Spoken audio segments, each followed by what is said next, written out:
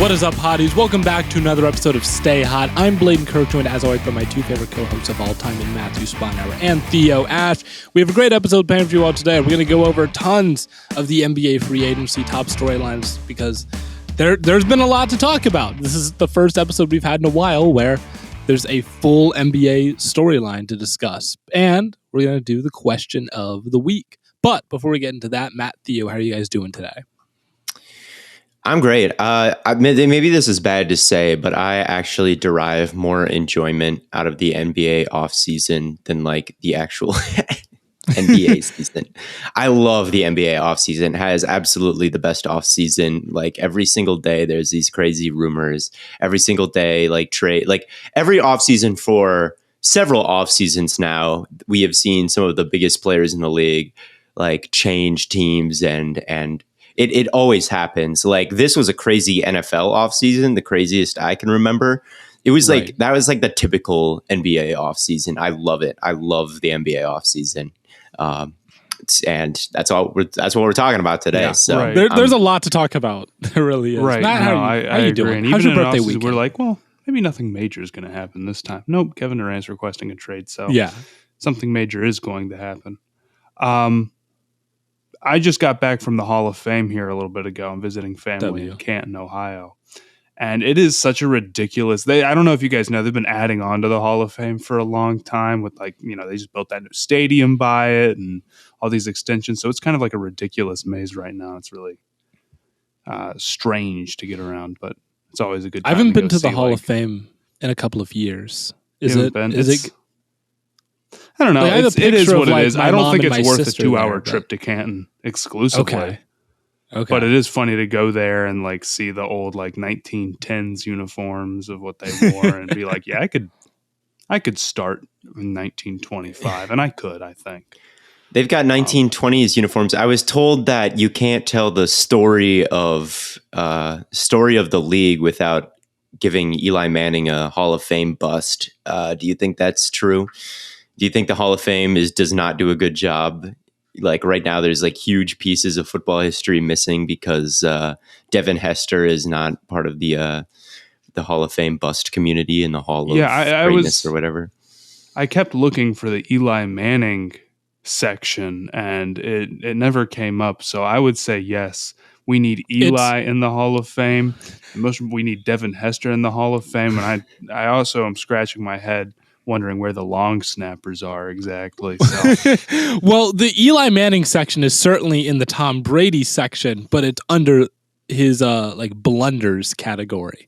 The Tom Brady section of the Hall of Fame. Right. It's under the Tom Brady blunders section of the Hall of Fame. David Tyree's helmet is in the Hall of Fame, and that's really all that needs to be there in terms of... Wait, his helmet or his gloves? His helmet, the helmet catch. David Tyree's helmet is in there. That's all that really needs to be there in terms of if we're talking about notable Eli Manning moments. Is just like the helmet's there, you know, not much else for me. Maybe like his jersey from one of those from the team that beat the undefeated Patriots. That was the Tyreek. That was the Tyreek guy. Put the helmet in there. Put Eli from the other Super Bowl. Put his jersey in there and say Eli Manning, 2-time Super Bowl champion. And leave it at that, and leave the actual gold jackets to someone who is better than Eli Manning. That's my take on the situation. Yeah, is Phillip Rivers deserving of a gold jacket? No, is Ben Roethlisberger deserving of a gold jacket? Probably based on what he did on the field. Yes, I would say Roethlisberger. Yes, Rivers. No, Manning. And Eli's no. Eli's in between, and he's still a no. It's a little bit uncanny, the bust room that they've got there with everyone just like looking at you. But I am surprised they do a pretty good job on most of those. Some of them are a little wonky. Like you look at Ray Lewis. I don't know if that's quite him, but most of them are pretty strong. All right. Fair enough. Make sure you guys subscribe to the YouTube channel. Keep helping us grow this podcast on our favorite platform. And as well, make sure you join the chalkboard, because that's where things like the question of the week and the ranked segment come from. You can talk to us during games. It's a fun community to be a part of, I think. But let's just hop into some NBA.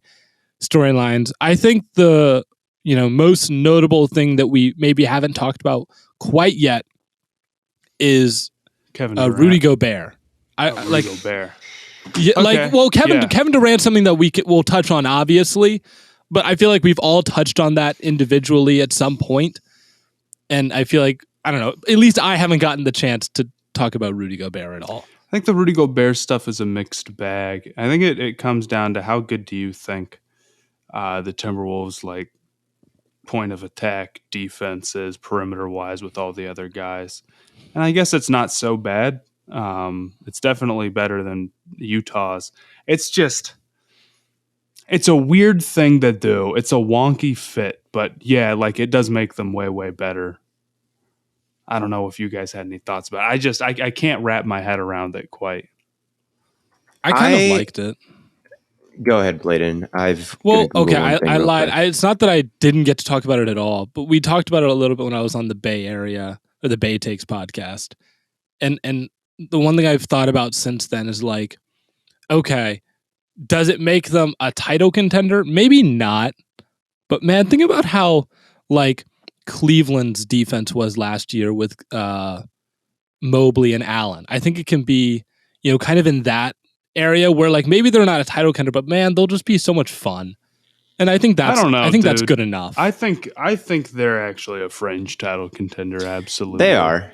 I think they are too. I mean, and I don't even know if it's really fringe. I just think they have a weird team, but they absolutely. But they're not like contenders. They wouldn't be considered super team in the same way. Like the Nets super team is the most overused term in sport in the NBA right now. There's maybe one super team in the league at any given time. And there's none right now. When I think of super team, I think of like the Heatles, and I think of like the Golden State Warriors after KD joined. Those are like the ridiculously stacked, built through free agency. Like we know they're going to win a title teams, and maybe the Nets that they're maybe when they first got Harden. There's I would failed say super that. teams, but like that is a good example. But those are like three arguably like top 20 players on their team. The Timberwolves, though, I mean, potentially have 4 All-Stars on their team. I would say like. If all goes according to plan. So yeah, they've got to win a title for this to be worth it. And yeah, they're title contenders now. Last year, their offensive rating was 8th. Their defensive rating was 13th. If Gobert can get both of those things in the top 10, right? That means if you're top 10 in offense and defense, you gotta win the championship. It's definitely a weird team build. And you think about it, like they gave up a lot. I mean, it's like 5 total picks and 5 total players, I think. But most of those players outside of Pat Bev aren't really like. Ooh. Beasley's a solid player. It's just that can they get? I don't even really care about who they gave up. It's can they get a bench together that isn't just a disaster. And I've actually liked Bryn Forbes is a really nice signing. Kyle Anderson's a really nice signing. And they might still have Naz Reid. So right there, I mean, you're kind of pushing like you're getting close to it, but they still got some work to do. And then, they're going to be an interesting team. Like, how are they going to deal with Clippers small ball or Warriors small ball? And can they make those teams pay for going small? Because if they can, that's what stops them from going small. That's what's going to win them series. And right now, Karl Anthony Towns has struggled to do that. And that's the adjustment the Grizzlies made. And that's a big reason why they lost. And right now, Rudy Gobert struggled to do that. But you could argue that both of them on the court at the same time all of a sudden makes it a little bit harder. So, yeah, because my thinking is like, if you just have one of them go out to the perimeter, you're not totally cooked inside because there's nobody else on the court that can have any sort of interior defense. Well, now you have that. I think that with them, I mean, I'm not the world's highest. I don't like Rudy Gobert, point blank. I'm a Rudy Gobert hater. All right. I don't think he's got that dog in him. I think that which is being overused now, but like truly, I am not convinced that he is quite as good on defense, generationally good on defense as stats would suggest, especially as he gets into his 30s here. He's on the max contract. I think like just that alone means the value is like so, and then to give up 5 or like whatever, however many unprotected picks and all those players, like I do think that it's a little bit of an overpay for Rudy Gobert. I don't think truly when it comes down to it, they've got, unless Ant takes a huge jump, which I guess he could. I mean, he's on Ant.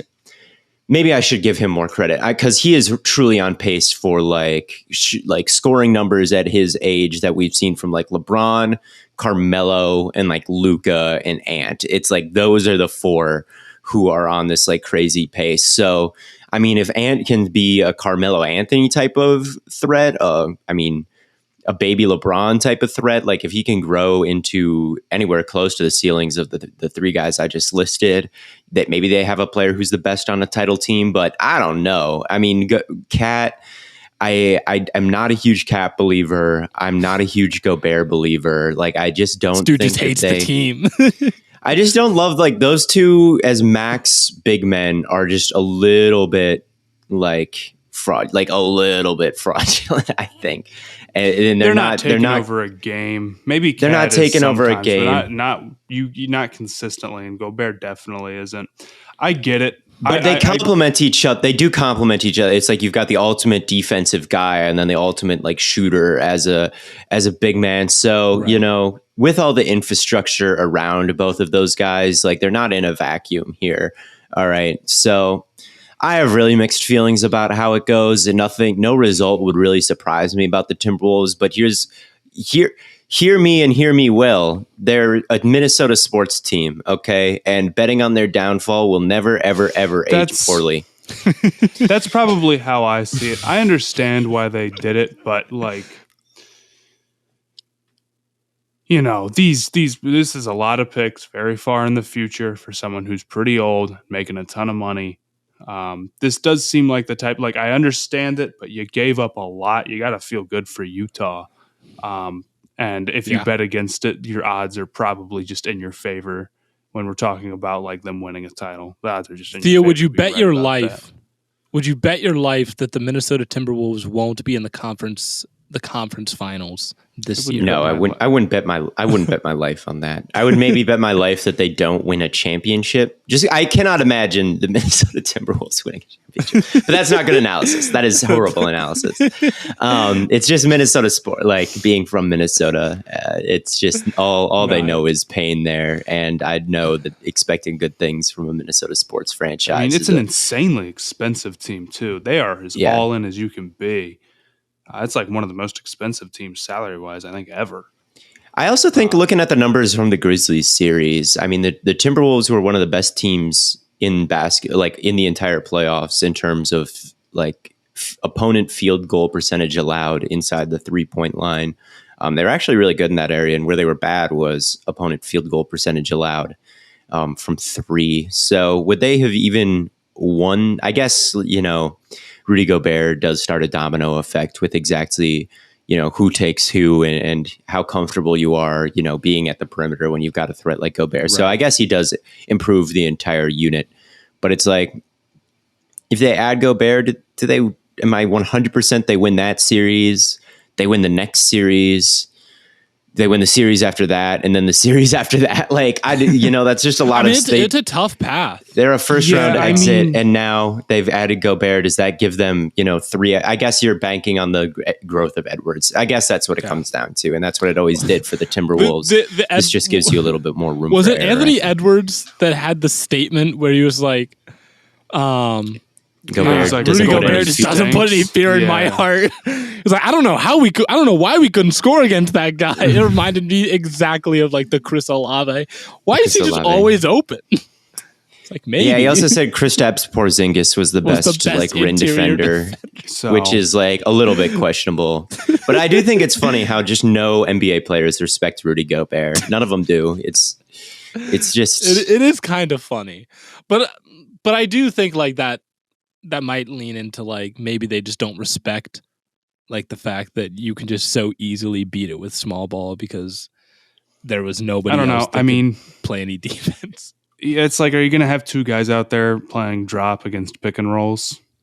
It's questionable, Maybe they stagger their minutes as much as possible So Yeah. I don't know. I think the lineups are going to be really weird. I think their bench is going to be tough. I think Rudy Gobert has problems in the playoffs for a reason. That doesn't mean he's worthless. I'm not totally on that Right. train, but if you got 5 out, Gobert's going to have to be on the perimeter. If you just get his man in pick and roll action, he's going to have to go up and deal with that. So, well, I don't know. before and I this mean podcast, he's not going to get better with age in that area either. So yeah, it's kind of like before this podcast, like early this morning, I was thinking about, okay, how does this affect Donovan Mitchell? Is he gone, or are they just retooling? And then you guys let me in on the announcement that the Jazz do not plan to move Donovan Mitchell. Well, so this is just maybe a retooling period. We'll see if that's true. Danny Ainge doesn't want to be like, he's not going to be like, yeah, we're moving him no matter what. We have to right now. Like, you can't tip your hand like that. Right. I think there's another big move coming for the Jazz. If this is what they're doing, like right here, and they're just going to stand pat, like obviously that's pretty weak because you're not really tanking and you're not really competing. So they either need to go out and like pull off that Ayton move, go get some like serious like help inside so your defense isn't a disaster, or you got to trade Mitchell. I don't care which one they do. I think it's more likely they trade Mitchell. That's what I was thinking. But we'll see. I thought they it got a lot of value back send... for Gobert regardless. So it was a good trade. Yeah. But I thought it would be easier to send a guy like... Over. I'm sorry. I keep interrupting you, Matt. And I checked the notifications. I always check the comments on our YouTube. And someone mentioned that I interrupted a lot in the last episode. So I think that's just like the Wi-Fi I might just and shut like up. The lag and whatnot. Yeah, it is true. We don't interrupt each other as much when we're in person.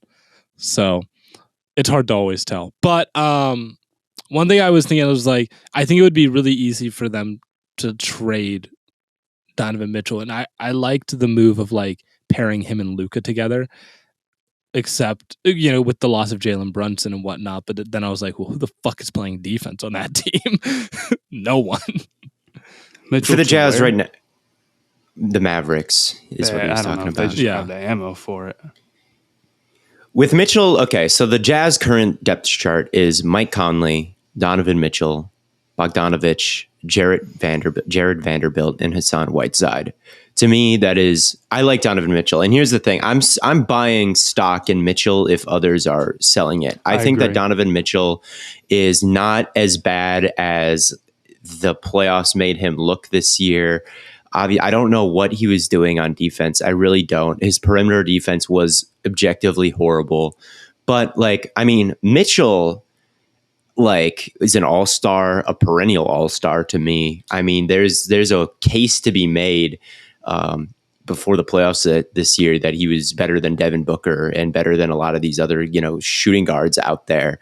And now he's just not getting valued like that. And I kind of think that he is still very capable of being like a top 3 shooting guard in the league. I mean, his 3-level scorer, pretty efficient and like good at finishing at the rim. I mean, and he's been playoff certified before. I mean, he has put forward some pretty crazy playoff numbers in the past. So I think that Donovan Mitchell, I think people still see him as a top 3 shooting guard though. No, I don't know if Blaiden, you could pull up the list of the consensus rankings of where people I've been have Mitchell. the ranking list a little bit. Just Harden? Harden, Kyrie. We know that Booker and Kyrie are above him. I'd be curious to see if he's above like Jaylen Brown. I know that he's not strictly like a shooting guard, but like if Jaylen Brown can be the second best player on a finals team, I think Donovan Mitchell can be the second best player on a finals team. I think that he's even better than Jaylen Brown is. I really do. Yeah, I think Mitchell's a pretty incredible. People have cooled incredible off player. on Mitchell a little bit too much, but I think Mitchell can even carry this roster like to a decent amount of wins. I think he's good enough to the point where this is not like a total lottery team because you've got that ceiling that Mitchell provides, and Bogdanovich is shooting. Obviously, Hassan Whiteside probably should not be playing starting minutes the entire year. Followed up by Walker Kessler, who in the regular season, the way that Gobert is kind of, obviously to like a way lesser extent, but How much lesser? How much less are we talking about here? Lesser. The way And lesser. also, Okay, it's not Whiteside, like Hassan Whiteside is truly in hell in the playoffs. So fair enough. But maybe good enough to keep the defense partially afloat. I don't know. I think that team wouldn't have the gas. You look at how stacked the West. I mean, teams just always feel stacked this time of year. Teams feel great right now. The Jazz do not feel great.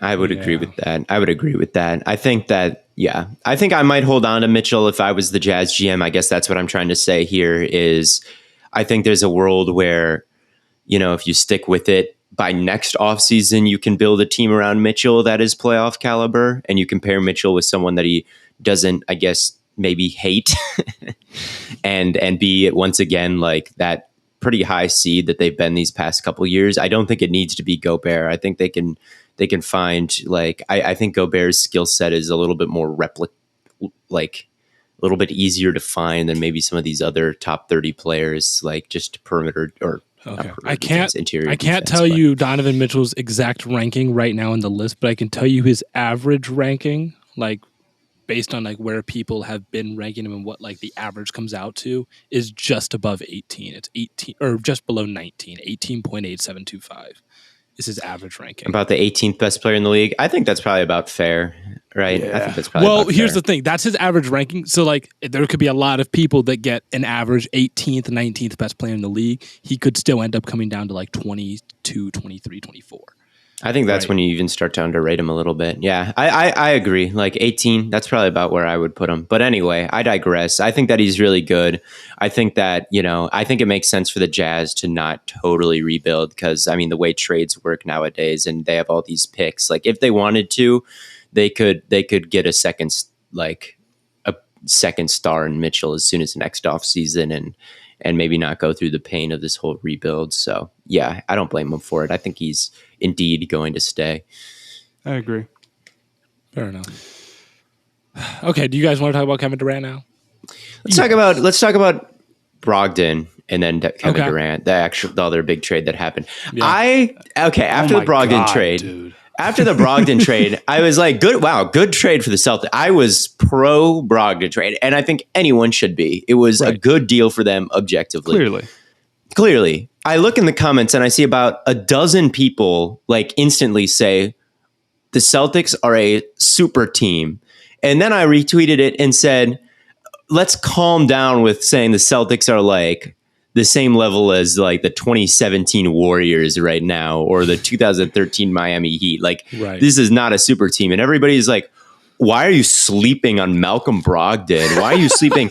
Why are you sleeping on perennial all-star starter Malcolm Brogdon? Was a response that I got. Is like, why are you sleeping on him? And now I see, Matt, why you're saying this term "super team" has been overused. It's overused. What are you talking the term about? Fleece. Oh my God! There's not a trade that has ever happened in NBA history that Twitter does not think that's a fleece, bro. What the hell?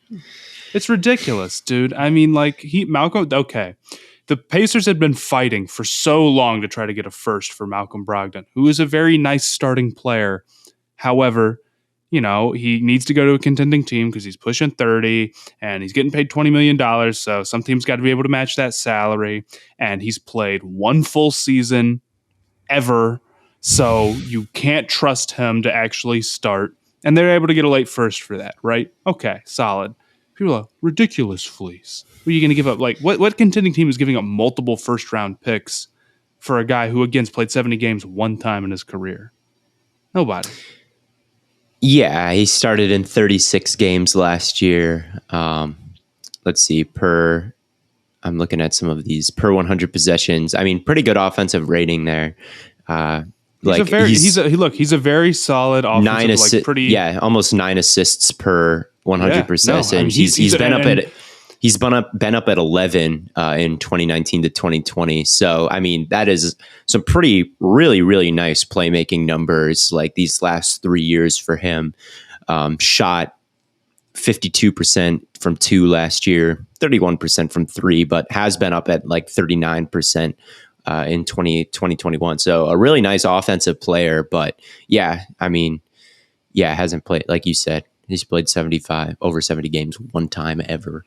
So I mean, it's a good addition, fits what they need, but like he's going to be a sixth man, and they're not going to trust him to be like part of the starting rotation just because of injury stuff. And like, yes, it's a very strong addition, but like,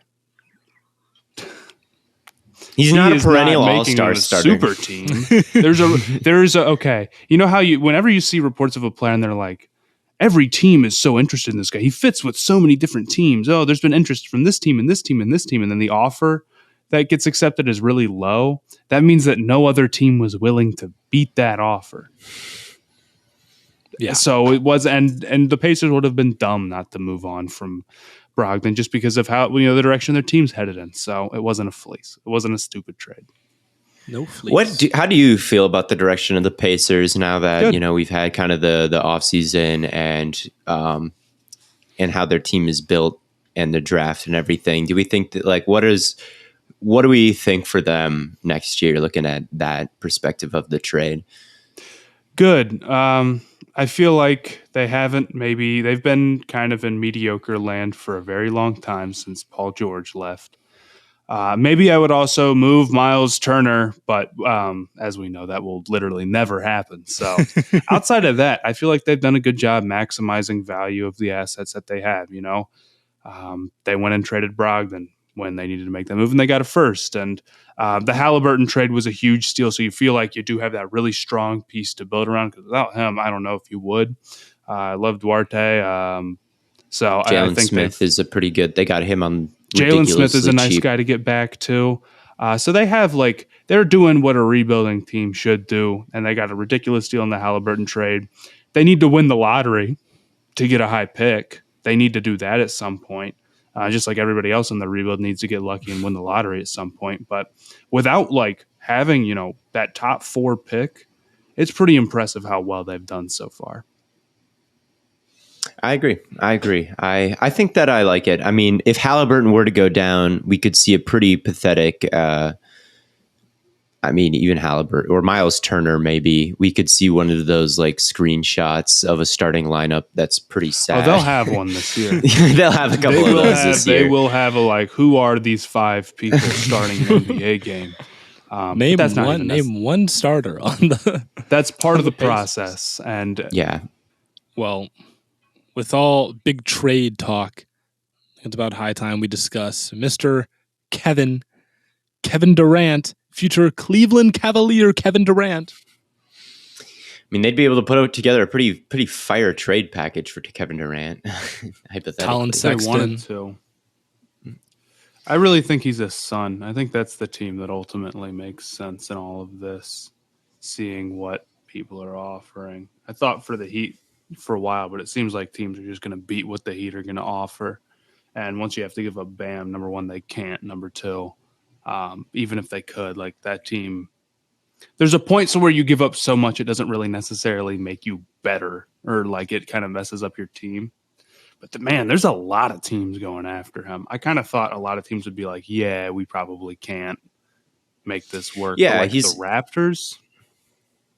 He's on a 4-year deal, which is Kevin Durant on a 4-year deal. He will be 37 by the end of the deal. So, that does cap exactly what you'd be willing to give up. But if I was the Celtics, I would give up Jaylen Brown for Kevin Durant, so fast. It would make your head spin, Celtics fans. I know that you love Jaylen Brown, but Tatum, KD, Brogdon, Grant Williams, or maybe he would be part of the move, Rob Williams, whoever else you want to say. Yeah. That is a higher ceiling team than Jaylen Brown, Jason Tatum. All of a sudden, when you are improving your ceiling that high, can Jason, we know KD can be the best player on a finals team, or at least we think we very strongly suspect that he can. Tatum it's a little bit of a tough ask, I feel like, but yeah, that would really raise their ceiling. But I don't think they're going to do that.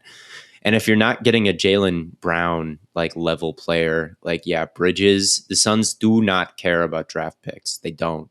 So to give up 4 firsts and 3 swaps or whatever that's going to be, plus I think that Bridges is a borderline all-star caliber guy. I really like Mikal Bridges to be top 5 in defensive player of the year vote and shoot like 60% true shooting is like, I mean, that's a pretty supercharged role player right there in him. So yeah, I think that he's an underrated player. And I feel like, yeah, the Suns, I mean, unless they're like demanding Devin Booker, I which I mean, think that's is what like, it sounds like they are. I mean, the they're rumor not. that I saw on Twitter was that the Suns offered 4 different packages for Kevin Durant, and they were all denied on the basis of they don't have Devin Booker, and until they get Devin Booker And- in it, then they're not even at a starting point until Devin Booker's involved. Well, if they want to try to get a Devin Booker caliber player out of this, they can wait it out. But I don't think that they're going to be able to just get a top 15 play. I don't think many. Well, and guys, that's why I was thinking like, oh, Miami might be the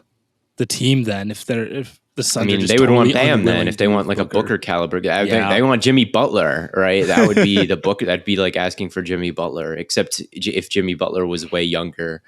Right. So yeah, that's not happening. That's not like, that is straight up not happening for the Nets. If they want, I'm sure they do want Devin Booker. All right. And I'm sure, it's going to be a long negotiation, and I'm sure that's where their starting point was, but it's not happening. Yeah, I don't know. I just feel like with Phoenix, like if you give up Bridges and Cam Johnson and Jay Crowder, like you don't got enough on that team. You don't got a team anymore. You got 3 guys, and it's not enough. That's how I genuinely think that you got to be a little bit deeper than that.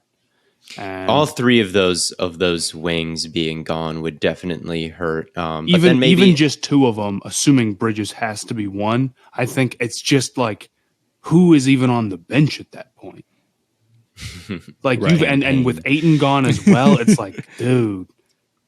Well, if Ayton, could you trade Ayton in a separate move and maybe recoup some of those? You could maybe like, get another wing scoring, defender, and it's like, but if you could get KD for Bridges and Crowder, I don't know, and then you trade Ayton for, I have no idea, another like fine wing and a pick or whatever you want to say. Like then I think like with the assets, if they were to get KD and then the assets that they could get for Ayton, I think like the big 3 would be pretty phenomenal. And I think Ayton plus the guys they already have could scrape together the role players that they need to make that a team that at least gets out of the West. If you're Phoenix, could you envision a world in which you do trade Devin Booker to get Kevin Durant, but then that convinces DeAndre Ayton to stay? Well, that's No, DeAndre Ayton's leaving because the Suns don't want to pay him. Yeah, but do you think he would consider staying? I don't. I think it's. I don't think the Suns would consider keeping him, right? Because they don't Okay. want to give him the amount of money that he wants, and there's probably a team out there who does, right? So yeah, I don't see a scenario right now where Ayton is a Sun next year. So yeah, that's where I'm Just at. wanted But to anyway. pitch a hypothetical. But yeah, some of these other teams are interesting, like the Raptors moving up in odds for KD. I don't get that one, man. It doesn't make sense. They're not close enough to pull off this move. This is the same thing with the Timberwolves. It's like you look at those big moves where teams give up like all the picks and push all the chips in the middle, and they always age terribly, and they only ever work out when the team is right there. They have to be right there. The Bucks comparison would be Drew the Holiday, Kawhi. they were right there. Kawhi, they were right there. The Raptors, they're great, but they're maybe not quite at that point yet. And they're very young. I don't know. It kind of depends on what they'd have to give up, but seeing what the Nets want for a KD, I feel like it tears down the team a little bit. I guess it depends on the package. I suppose, but I do think with Nick Nurse and the player development that happens there, like maybe they're not right. Like maybe they don't win the finals if it's KD on the Raptors right now. But again, you've got them for 4 years, and can you build something like even without the picks that you'd have to give up to get KD? Like, could you get a big man in free agency, and could you have like KD, Barnes, on like OG, whatever you want to say, Siakam, like there's a core there that like maybe with one other addition that you've got 4 years to make could like that could get you there, I think. So I think from that sense, I would be excited to see what they can do. But yeah, no, the Raptors with KD, are they beating the Bucks? Are they beating the Celtics with if Brogdon's I don't know. healthy? It's just I think the package for him would be so expensive that it kind of blows up a very young team. I guess if it's like Siakam and a bunch of picks, it's like, yeah, I guess that upgrades you, and you've got the defenders around him, and you're young, so it's like, okay, I'll give you that. But I wonder if they could do that, then I'd be down for it. But anything more, I've recently been less intrigued with the idea of needing to be right there to make kind of a blockbuster trade, especially after we saw Miami go out for Tyreek Hill and the Raiders with Devontae. So I don't know. I actually completely disagree with this idea. For a long time, I've had this thought that, oh, well, it's okay if you're just competing for the playoffs, but you're not going to win a title. But no, it's not. Well, it's not. It's okay, not. It's actually. not about. It's to not me, it's good. not about. Oh, you're not competing to win the finals. You're not necessarily. It's like at a certain point, you're going to have to make that move, right? If you're a team like Toronto, at some point you're going to have to acquire a superstar or just draft a guy that's out of this world right good. Now, though. But but you don't know when you'll get another shot at it. Is my point. Certainly, it's a very young team. I'm saying that if you have to give up more than Siakam in the picks, I think it's tearing down the team a little bit too early. And they don't need to force a move because they have a pretty far in the future timeline, whereas a team like the Suns doesn't, or a team like the Heat doesn't. I think that that trade for Siakam, though, one centered around Siakam, is a decent possibility because that one might be the best offer they get, looking at what other teams are going to do. Right. I mean, Siakam's an all-star, right? I mean, he's a good power. I could see a world where Simmons, Siakam, and Kyrie still makes the playoffs in Brooklyn, plus all the picks. Right. I mean, we'll see if we'll talk about Kyrie and if he's even going to be there. But I mean, there's a world where Siakam is the best player that they get. And Siakam at this point, he's a really good player. And obviously an all-star and was a key piece to them winning the finals. And, I know that Raptors fans love Siakam and, the way that he can stretch the floor and defend and score at multiple levels for a big man is pretty special. But if you're giving up Siakam for KD, I don't think that really sets you back that far in terms of all the other, because Precious is still there and Barnes is still there and Anunoby is still there. So it's if the Raptors can part with Siakam and picks and get KD, I think the rebuild, or not even the rebuild, but the young core is still intact enough that you're still excited about it. Plus you've got the ceiling now that KD provides. I think that trade to me makes a lot of sense. And now if it's Barnes and Siakam or Precious and Siakam, and you're talking about 2 or 3 of these guys, then you're okay, whoa. Well, but if it's if they look around the league and people are Kevin Durant too old, where the bidding war is not quite the Booker level, it's not quite the Bam level, it's not quite whatever you want to say, and Siakam's the best, you can part with Siakam and that's the best offer the Nets get, then I'd be very intrigued if I was the Raptors, because I do agree, Blake. You got to make that move eventually, sort of. Yeah. No, well, yeah. I disagree so hard. You do not have to force that move. How many times? I don't think this would be a force. You can't force it, but if it's, when are you going to get another chance at a Kevin Durant level player? Literally, we just mentioned how every single year this happens. True. Actually, all the time. Actually, every year you do at this point. And the reality is that we have to, if your team is not positioned in a sense where it's ceiling reasonably as a championship team, then you should totally blow it up. It's boring otherwise. Who cares? But the Raptors shouldn't blow it up though. They should just continue to. They should continue to get better. Blow it up. That's what I'm saying. And that's not really even related to the Raptors. I'm just saying if you make a move as the Raptors, you have to give up so little that's actually on your roster that you feel like you can win a championship. Because doing anything else is totally bogus, especially when you're giving up all those firsts. We're fighting hard in the playoffs. Who cares? And in the NFL, it's different because, if we can get to the playoffs, anything can happen is true. Yeah. Not true in the NBA. Yeah. Not true in the NBA. You really do have to be great. That's so fair. Yeah, that's fair.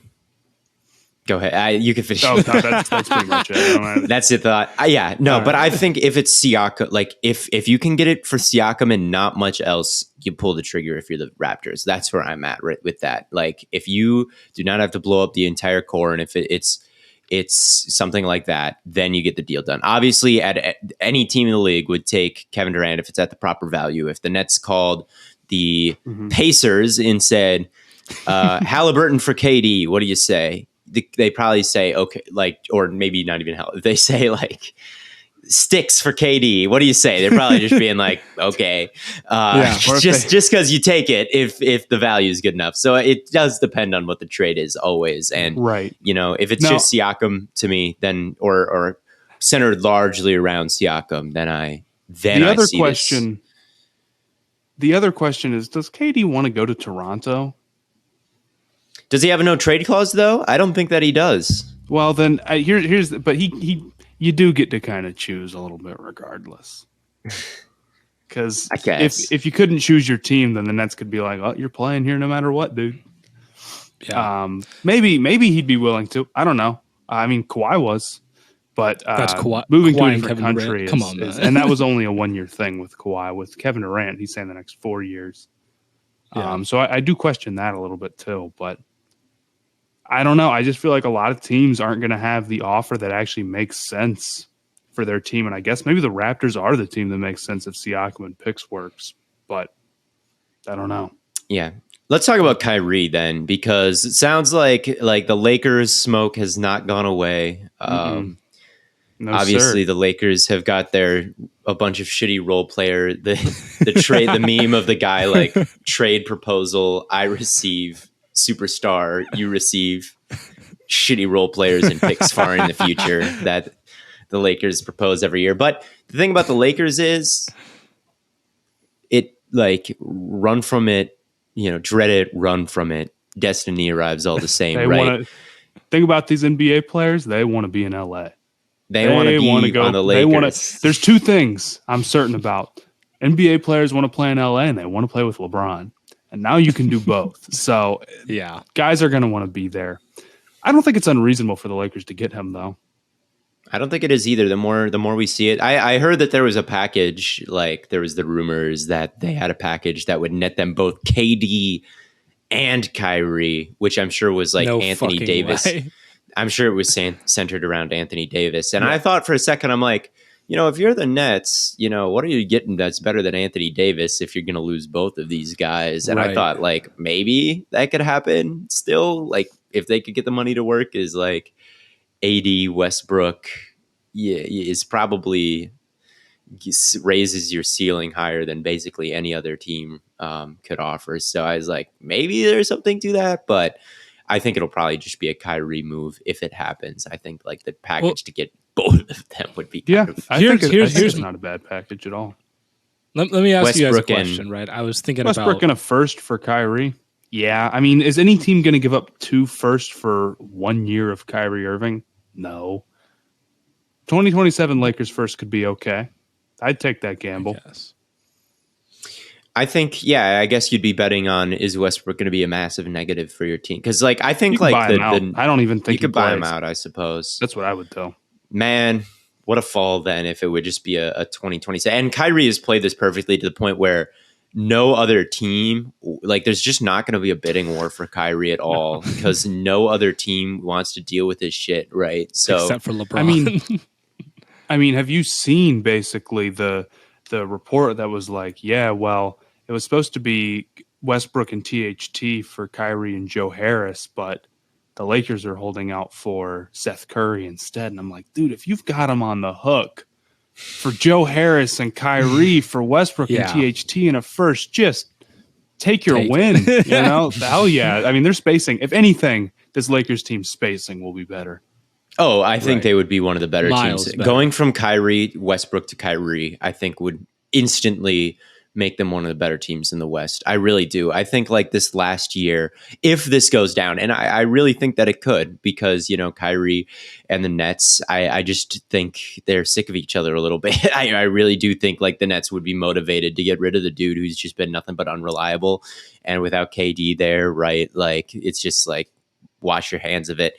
But like, yeah, if this happens for the Lakers, and I think that it very well could, I mean, I am not of the opinion that the Lakers missing the playoffs is going to be the norm going forward. I don't. Right. I think No. LeBron is still going to be an extremely high level player next year. I think that Anthony Davis obviously was down last year, injured last year, but I don't think he's washed. And I think we could still see, you know, Anthony Davis is a clear all-star starter caliber player. That's not a ridiculous thing. And one of the last times we saw Kyrie was him in that play-in game shooting like 13 for 13 or something like that. Something ridiculous like that. So we know Kyrie can still ball. I know Kyrie can Their still offense, ball. Like, yeah, and then if you had Seth Curry and they get Kendrick Nunn back, who I think's good, they've got like they're right there with the role players, to where I'm starting to believe in them a little bit. But I don't know. Okay, well, here's the thing. If Kyrie wanted to play in LA, why didn't he just like test free agency August 1st? Because LeBron would have certainly just been like, yeah, go sign Kyrie. If he wants to come here, go sign him. Couldn't have gotten $37 million. I guess. Yeah. You got to opt in to get the $37 million. It would be, and no team is paying him $37 million. $30 million. Yeah. You think it would have hurt him that bad? Yeah. Oh, yeah. Yeah. I mean, that was if he wanted to sign with the Lakers, yeah, it would have cost him right around $30 million. Yeah. Yes. Okay. No, I that was my thing with him, like before, like that pay cut, right? Because if he could have gone like the mid-level exception, right, takes that pay down to $6 million. If he opts in, it's $37 million. At that point, just go to the and Warriors. At that point, people were like, is he actually going to do that?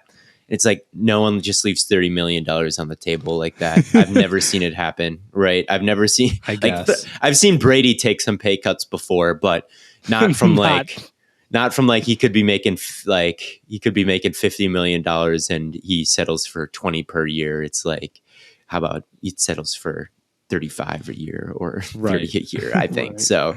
Yeah, no one just leaves $30 million on the table like that. So yeah. That's why it didn't happen before. Fair enough. Yeah, I think the Lakers will be one of the best teams in the West. I think this will happen, and I think the Lakers will be one of the best teams in the West next year. That's where I'm at. King James. What was my draft hot take? And then KD goes to the Suns, and you get Kyrie versus KD in the Western Conference Finals. And that's what I think. That's my vision for next year's NBA drama is the Lakers versus Suns conference finals. Yeah. And LeBron proves once and for all that he is still the god that he always has been. No, KD on the Suns proves I'm going to have to be a KD fan if he's on the Suns, right? So I've got to start pushing my KD over LeBron all the time. He's got a deeper bag than LeBron. You're going to start, I'm going to be ball don't stop levels of bag Twitter. Like if KD is a Sun, you don't even understand. If KD is a Sun, I'm going to be like, even though I like Curry more than KD currently, if KD is on the Suns, I'm rooting for KD to get revenge on the Warriors. I'm tweeting out narratives that like, see, this proves that they needed him more than they needed him more than he needed them. He's getting revenge on the Warriors, and then he's once and for all proving he's better than LeBron after he beats LeBron in the Western Conference Finals to vault the Suns to the finals, and then he's better than whoever else they play in the finals. So if Kevin Durant is a Sun, he's the best player in the NBA. But if he's not a Sun, he's still a snake, even more of a snake who needed to be carried. So his legacy is on the line for me in a big way right now. That's crazy. What else happened? John Wall to the Clippers. Officially? Yeah. Yes. I think it's good. Yep, that's solid. He'll be a backup. Hopefully his efficiency is better with a smaller role. He's a nice little playmaking point guard. Cool, but like he's not. Don't expect him to be like 2016 John Wall. Yeah.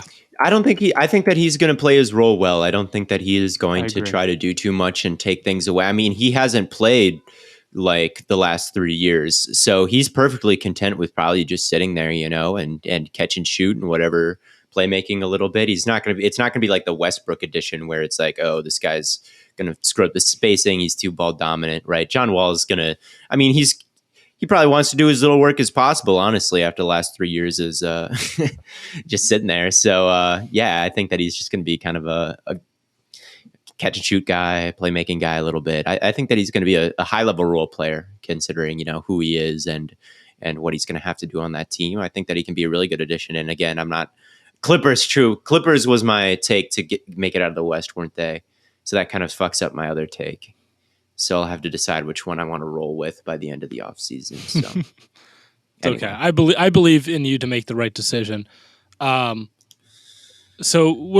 the only thing I know we should all be in consensus on is that Kevin Huerter to the Kings makes them a playoff team. Absolutely. I actually do like what the Kings have done. I don't think they're a playoff team, but I like what they've done. Well, De'Aaron Fox MVP is imminent, so they've added a lot of spacing, which is good. They had. Yeah. I think people underestimated how little shooting they had last year. So getting some guys who can actually shoot solid. Yeah. Nothing crazy. Malik Monk's good, former Hornet, and I stopped recording again. So. Well, now that we've all agreed that the Kings are winning the finals, I think we can finally move on to the real podcast segment, which is the question of the day, or the question of the week, I guess. And before we get into the question of the week, I think we kind of need to address the diabolical nature of you two from yesterday's Twitter interaction of hating Spider-Way, No Way Home, and Ragnarok. Whole lot of mid. They're having a mid off. Those two movies. It's Spider-Man No Way Home is not mid. It's awful. It's an awful movie. Why? What's good about it? It's literally like laughably bad. It's like I saw these like Marvel memes, man, and I don't watch that many Marvel movies. I'll go see the big ones, And I liked Infinity War. Endgame was okay. It's like, I saw the original Avengers and like all that stuff, but I go watch this movie. And I think that if you go into it not really caring about the cameos and knowing that there's going to be multiple Spider-Men in it, and you're not watching it in the theater, it's got nothing. That's all the tricks up its sleeve it's got. Like, and that's Willem okay. Dafoe back as Green Goblins. Oh my God! How does that make it a good movie? I think it's okay. I think you have too high of expectations for like what that movie is supposed to be. So your first defense is that I should just lower my expectations. It's just not no. I'm just saying that like all the dialogue is like uncomfortable. It does like every Marvel-y thing you can think of, where it's like, you see like, well, that was awkward, and you think like they don't really quite talk like that, but yes, they do. Yes, they do. So no one talks like people, and like the fight scenes are like whatever, and I don't really care that deeply about all the characters. And then I saw that one TikTok where it's like Doctor Strange every time he's trying to like do a spell and he's like getting like too mad. So then I saw that and I'm like, yeah, that is how he acts.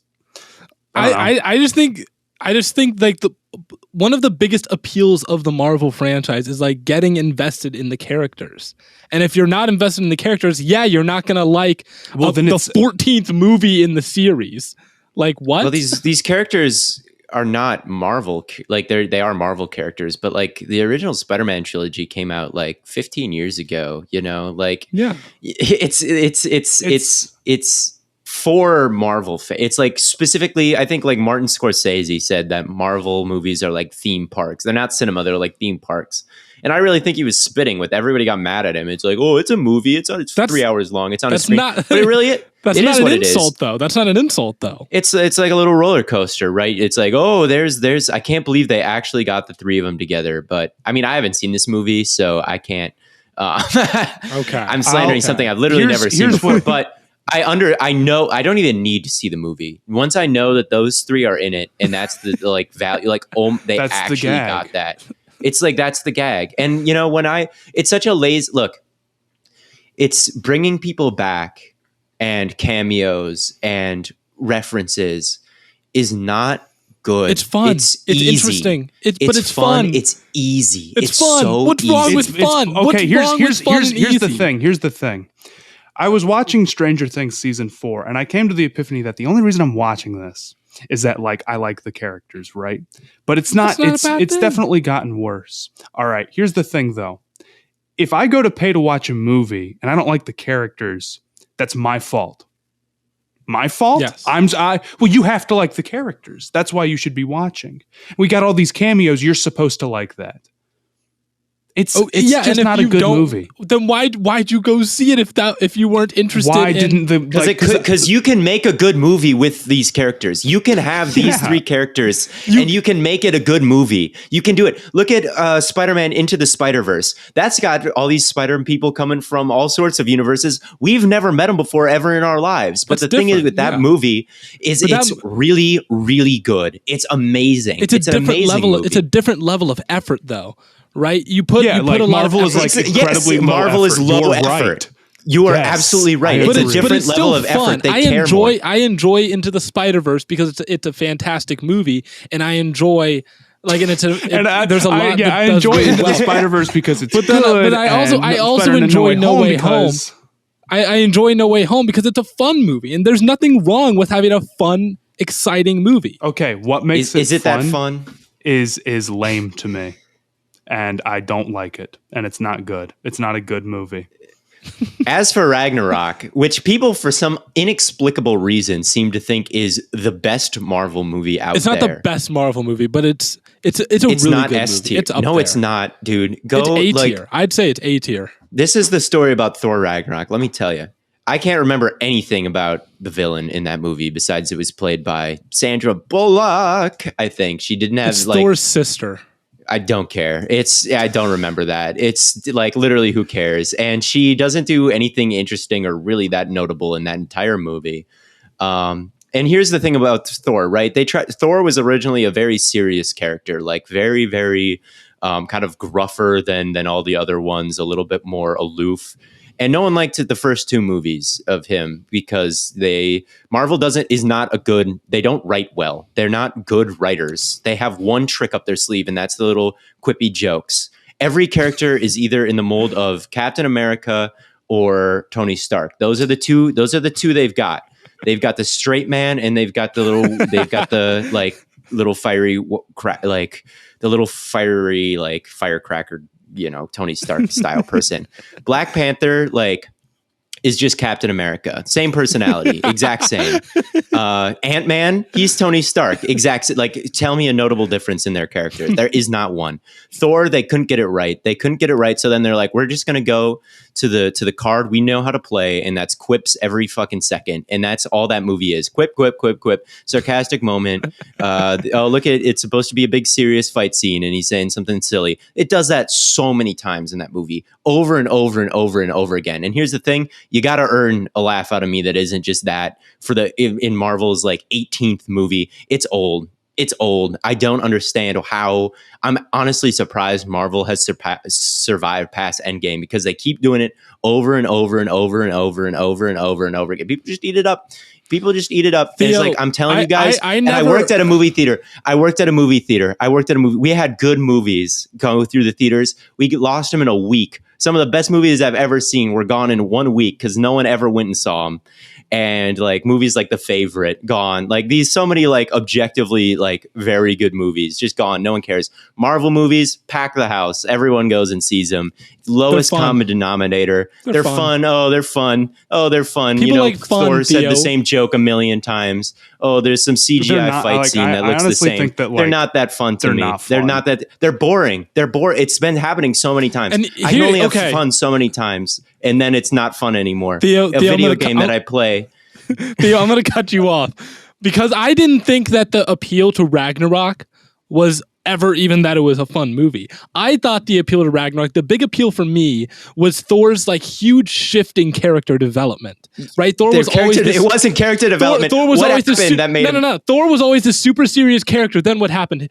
Then they forgot how to. No one liked his first two movies, so they had to change the way they write him. He goes to Earth, falls in love. His mom dies. He watches his dad die in front of him, and then he gets really funny. He starts wisecracking. No, and then he has to kill. And he has to kill his sister. So.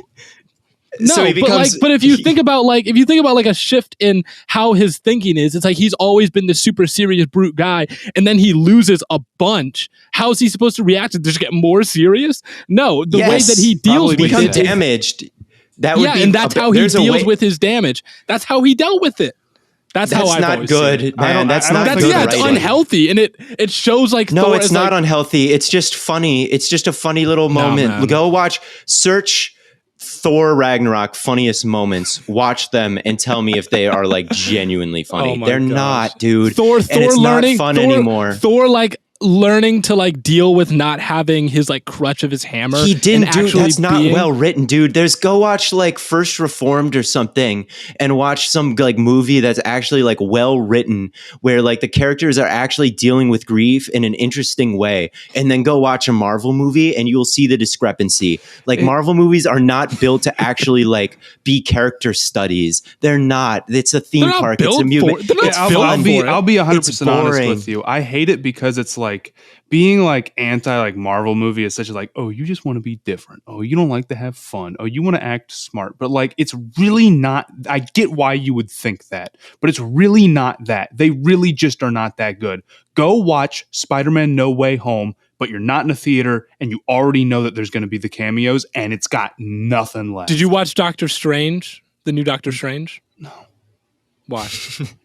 Because it's Marvel. I don't like that. It's good. This is the second Doctor Strange movie? Yes. We don't need it, man. After Endgame. It's a good movie. Endgame, they're like, oh, what are the next 10 years? And they've got all this time travel shit. They're like, we can bring anybody. We can do anything. We can do anything, anytime, every cameo, anything. It's like, just make it, it's a theme park. It's such a perfect way to describe it. It's like going to just your dopamine receptors going off. Like you can say it's fun or whatever, but it's like, if I rode the same roller coaster 100 times, you know, it was fun. I watched every Marvel movie from like the original Hulk to Endgame, right? And then I said, that was a fun little journey we just took. And now it's still going and it's the same jokes and it's the same characters and it's the same thing, just rebranded a little bit. I don't know who the fuck they are. Like Iron Man, I grew up knowing who that is. I don't know who Moon Knight is. I don't care who Moon Knight is. I'll just watch some football or something. All right. Like I'll go watch. I don't know. I'll go work on some stuff. I'll go watch Better Call Saul. I'll watch something where I actually like it will be surprising to me and new. And I actually don't know. I know that the good guys aren't going to win at the end scene in a big CGI third act. Like there might be some pleasant surprises. There might be some well-written characters and some directions that I'm not expecting. To me, that's more fun than watching the same movie for the 100th time. And that's what watching a Marvel film I don't know. I just think that the multiverse stuff is like fine or whatever, but you do realize it makes it like no stakes, right? Yeah. We can travel in time infinitely and there are infinite multiverses. So no one can actually die in the sense of you won't get to see their character anymore. You can't make a mistake because we can just go back and edit it. It's the stakes are low. The jokes aren't funny. It's just not a good franchise, man. It's not a good franchise. Objectively, it's a fun one and you'd like all the characters, but I mean, from objective quality, it's you guys just don't like the characters and that's okay. You just haven't watched good movies. You truly. Don't like I like the characters. No, you don't. I don't like the characters because the movie did not make likable characters. Peter Parker and like the whole like nervous, like awkward high schooler thing gets so old so quick, dude. We're on movie 3 and he's still like. And I understand like the whole thing was supposed to be like awkward people are awkward people. Like I don't. I have watch no a good movie. I'm literally begging you to like watch a good movie. I have no problem with like what is your favorite non-franchise movie? Like not connected to a franchise. Probably Rocket Man or Logan. Or I guess Logan's a franchise movie also. Remember the Titans. Okay.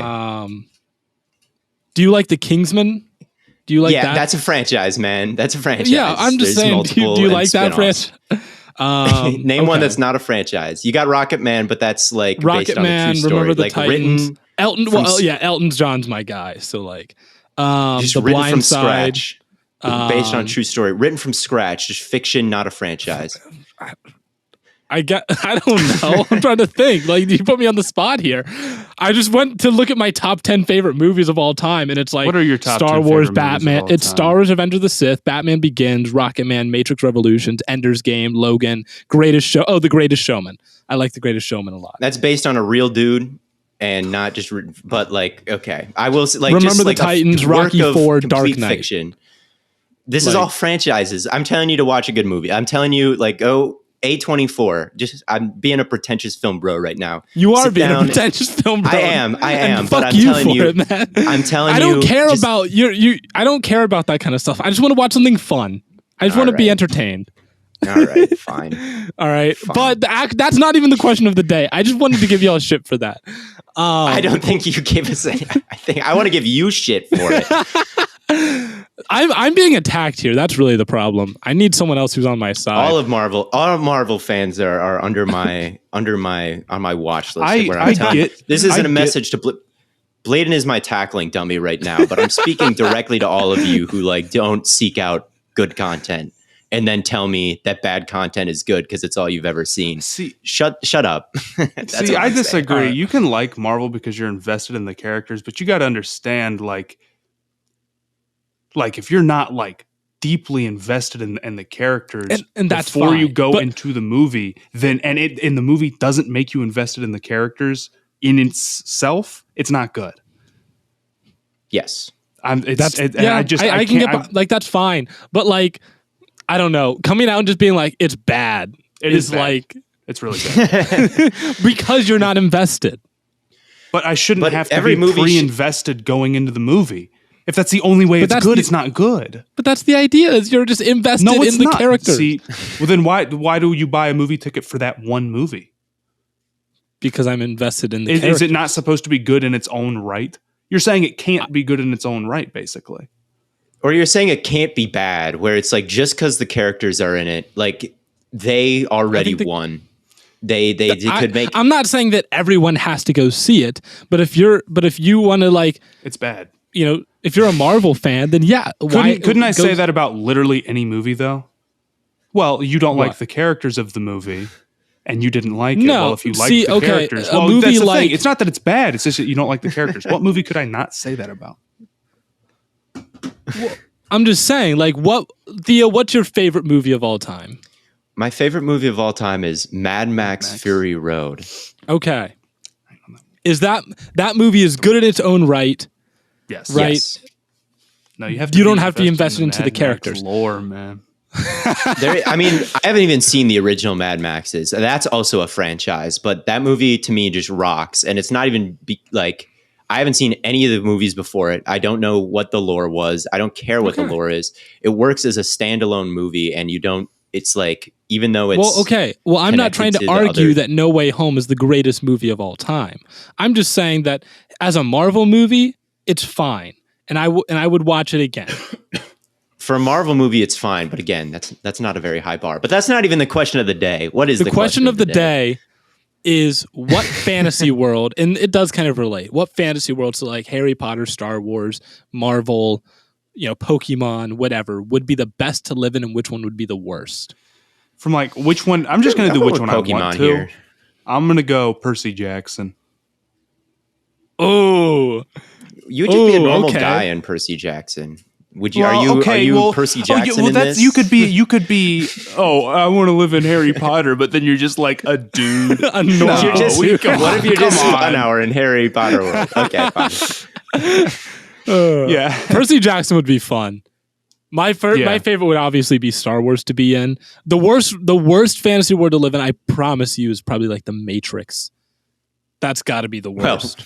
Well, it's just like, I mean, like are the you regular out of your? world, Are you except- out of the Matrix in the Some Matrix? say we or are you do like live in the the Matrix, shitty? but we won't get into that. Oh, Is the Well, Matrix just like this, or are you like conscious and in the real you're world? conscious. In the- Yeah, like Yeah, that would suck. I That would would say, suck but I could ass. argue that like Star Wars, unless you're like a Jedi, is like clearly like very like all these planets are poverty, and like your planet could get blown up at any time. I'm going with Pokemon. All right, Pokemon Go was a lot of fun in 2016. Here's the thing about people ask why I'm into bird watching. It's literally just You go around, you're on a little adventure.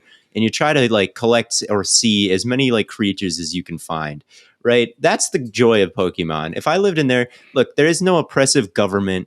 There is no dystopian like shit. Like there is no villain that wants to kill everybody in Pokemon. It's Team literally just you. Rocket. I guess Team Rocket is there. Anyway, I know that like, you know, you could nitpick some things, but to me, the idea of just going around and being a Pokemon trainer to me is the most fun and has a pretty high floor in terms of how bad it could be for you. Whereas I feel like in Star Wars or you know, well, if yeah, you that's went the to thing. Hogwarts, you know, it's If kind of a I'm going traumatic to Star place. Wars, do I get to choose? Like, can I be a Sith Lord if I wanted to?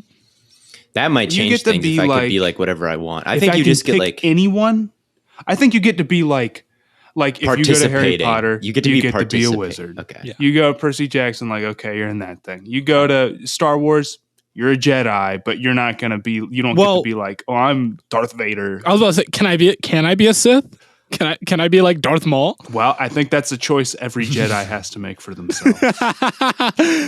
Yeah, I'm gonna be So yeah, sure. cool. I'm getting a red lightsaber. That's gonna be cold as shit.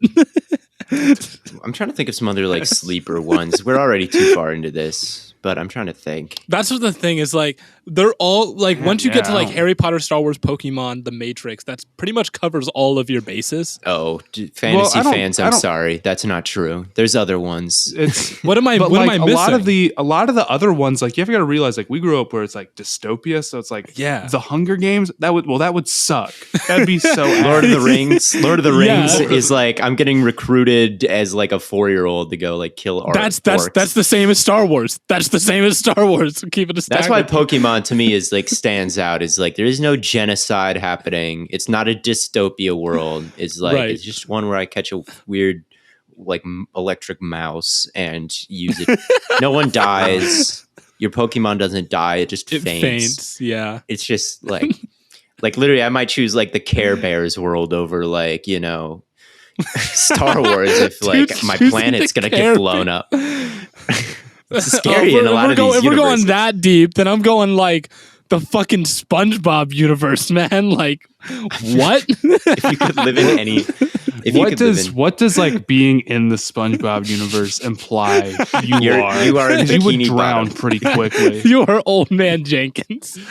Adventure I Time, think you like just could some be of like these a little fake kids, like fish. Adventure Time, like they just live in their like tree and they just like chill and have all these like crazy things happen to them. Like that to me even sounds like more appealing than living in like these war torn dystopia fantasy worlds like Lord of the Rings or Star Wars or Yeah, put me, Even Harry put me Potter in for some of fucking, it. put me in the Fairly Odd Parents, man. Give me some Fairly. Honestly, dude, no. If the idea was that I got fairy godparents, Yeah, that at is the idea. 21. That is the Yes, I would totally do that. That would be far and away because you could do anything at that point. actually there are some Actually. rules. no but rules. You can't anyway. make anyone fall in love with you. Don't want it. It's definitely not one of these like war torn. It's definitely something like Pokemon or Adventure Time or Fairly Odd Right. Parents, where it's just like nothing bad ever happened. These utopia situations instead of these Right. dystopia Right. situations. Yeah. I didn't read Cartoon Network did reigns read all of Percy supreme Jackson. once I don't again. remember exactly how bad it was, so maybe Harry Potter, know. I'd Harry like to Potter, have cool it didn't get powers, that actually. bad. Don't It care. didn't get that bad. There was a point like in book 7 where there was this big like battle. Spoiler alert Yeah. for those who haven't read the most popular book franchise of all time. yeah. But they like not that many people die in it and like it gets fixed relatively quickly. Yeah. So yeah. I would But, say yeah. I would say Harry Potter has a relatively happy ending. Oh yeah. So, like more so than some of the other stuff. Yeah. So yeah, but definitely like Fairly Odd Parents, Adventure Time, Amazing World of Gumball, that kind of bullshit. Like all of that stuff reigns supreme. And like in Pokemon, Team Rocket is there, but they're not that hard to beat. I beat them in the game. Like literally, you just get like, I beat them. So if I could just do the same thing, you know, again, it can't be that hard. I've already done it. So they're not that I scary. mean, Ash did it with Pikachu like a number of It's times, easy. right? Yeah, just do it all the time. They literally are not that hard difficult. So yeah. Anyway. But I think that pretty much wraps things up for us. As always, tons of content coming on all platforms. My album drops tonight. At the time that everyone's watching this, the album will be out. Yeah, that's pretty much it. Appreciate y'all tuning in. It's always fun doing the Stay Out podcast. Next time we record, I guess we won't be in Vegas the next time we record. The time after that, though, we will be in Vegas. So we will. Big time. Going to Vegas Friday through, Monday, I think? Something like that, or Tuesday. I don't know. It's like 4 days in Vegas. It'll be a good time. If there's anyone you want us to meet up with in Vegas, let us know. We'll go say hi. If you're in Vegas, if you're in Vegas and you want to come say hi, we'll drop the Addy and you can just pull up. No, maybe we're not. We'll drop the We're not doing that. We're not doing that. But tons of content coming on all platforms, and as always, from Corn Boy, Bird Boy, and Lemon Boy, we will catch you all on the flippity flop.